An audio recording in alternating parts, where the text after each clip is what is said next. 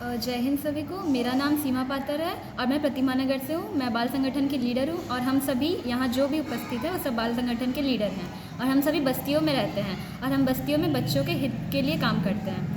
और जैसे अभी मतलब जमशेदपुर के जितने भी बस्तियाँ हैं उन सभी को मैं रिप्रेजेंट कर रही हूँ।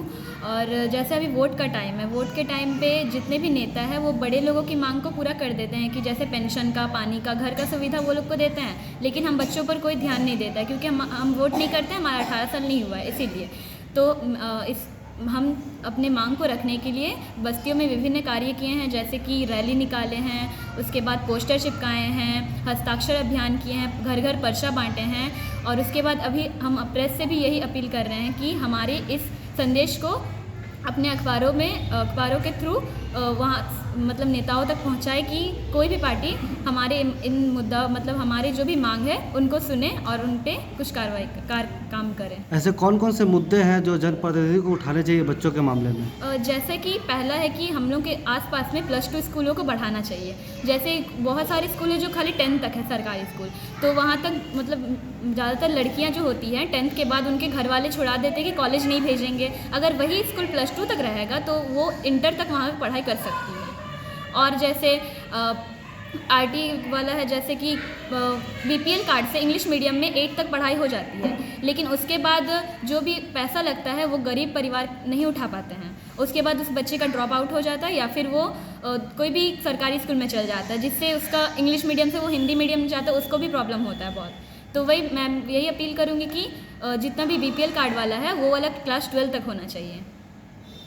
और भी है जैसे एक बच्चे जैसे एक परिवार है जो मजदूरी करता है तो 300 रुपये दिन में मिलता होगा, तो अगर मम्मी पापा दोनों करें तो 600 मिलता होगा। उसमें अगर 3 बच्चे हैं और वो तीनों कॉलेज जा रहे हैं तो तीनों पे उसका भाड़ा उड़ा मिला के एक जन पे अगर 100 रुपये भी खर्चा हो रहा है तो दिन में 300 उनका खर्चा हो रहा है। तो वो इतने गरीब परिवार है तो वो उनका खर्चा नहीं उठा पाएंगे।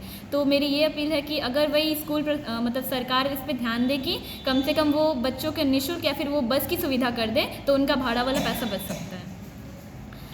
और माल मजदूरी और बाल विवाह बहुत सारे बस्तियों में आजकल बहुत ज़्यादा हो रहा है।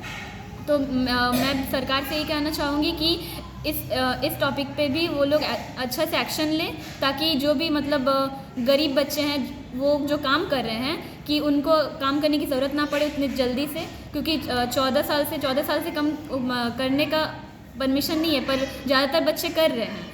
और बाल विवाह भी 18 से कम साल के बच्चे भी कर रहे हैं। तो मैं सरकार से अपील करूँगी इस पे भी आप अच्छे से ध्यान दें।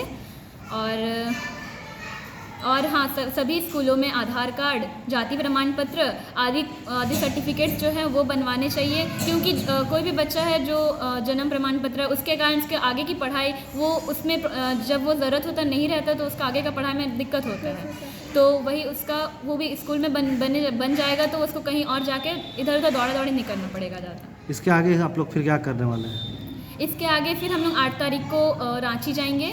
वहाँ पे जो पार्टी लोग हैं जेएमएम या फिर कांग्रेस या बीजेपी, हम तीनों को अपना मांग पत्र देंगे कि आप हमारी इन मांगों को देखें और पूरा करने की कोशिश करें।